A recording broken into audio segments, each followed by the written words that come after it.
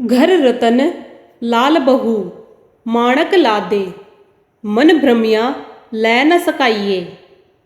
जीव ओडा कुप गुहज, खिन काडे तिव सतगुर वस्त लहाइए। गुरु रामदास जी बड़ी अच्छी मिसाल देकर समझाते हैं। हमारे घर यानी शरीर के अंदर परमात्मा ने नाम रूपी अपार दौलत रखी है, लेकिन हमारा मन वही मूर्खी होकर भ्रमों में उलझा हुआ है।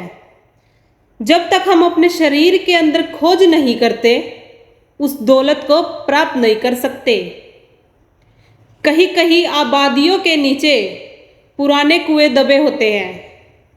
हम उन जमीनों पर चलते फिरते हैं, लेकिन हमें मालूम नहीं होता कि इस जगह मिट्टी के नीचे कुआं दबा हुआ है।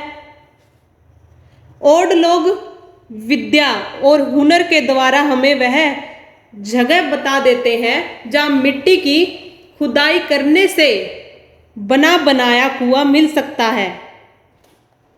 और लोग कुआं बनाकर उसे मिट्टी से नहीं दबा सकते।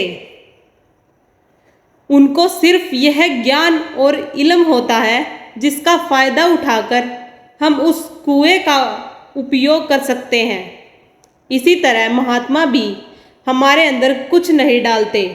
उनको इल्म और ज्ञान है कि हमारे अंदर वह परमात्मा है और उससे मिलने का रास्ता भी हमारे अंदर ही है। संत हमें अंदर उस रास्ते पर लगा देते हैं, इसलिए हमें संत महात्माओं की तलाश करनी पड़ती है। उनकी संगति और मोहब्बत में रहना पड़ता है। हमारा मन हमेशा संगति का असर लेता है। अगर हम शराब पीने वालों की संगति करते हैं तो हमें भी वैसी ही आदत पड़ जाती है। अगर जुआरियों की संगति करते हैं तो वैसे ही ख्याल हमारे मन में भी आने शुरू हो जाते हैं। अगर हम मालिक के भक्तों और प्यारों की संगति करते हैं तो उन्हें देखकर हमारे अंदर भी परमात्मा से मिलने का शौक और प्यार पैदा हो जाता है। गुरु रामदास जी समझाते हैं, साकत सूत बहु गुरजी भरिया, क्यूकर तान तनीजे। तंत सूत किछ निकसे नाही, साकत संग न कीजे। अगर सूत में बहुत सारी गुथियां हो तो उससे कभी कपड़ा नहीं बुना जा सकता। इसी प्रकार मनमूर्खों का मन सारी दुनिया में फैला हुआ है। वे दिन रात इंद्रियों के भोगों और विषय विकारों में ही लगे रहते हैं। उनकी संगति और सोबत में जाकर हमारा ख्याल किस प्रकार परमात्मा की भक्ति की ओर जा सकता है। फिर गुरु रामदास जी उपदेश देते हैं, साकत नर प्राणी सद भूखे, नित भूखन भूख करीजे। धावत धाये धावै प्रीत माइया, लख कोसन कऊ बिथ दीजे। मनमुख लोग हमेशा भूखे रहते हैं। परमात्मा उन्हें जो चाहे चीजें बख्श दे। कितनी ही नेक संतान हो, धन दौलत हो, दुनिया में मान इज्जत और बड़ाई हो, सेहत हो, लेकिन वे फिर भी कभी परमात्मा से परमात्मा को नहीं मांगते।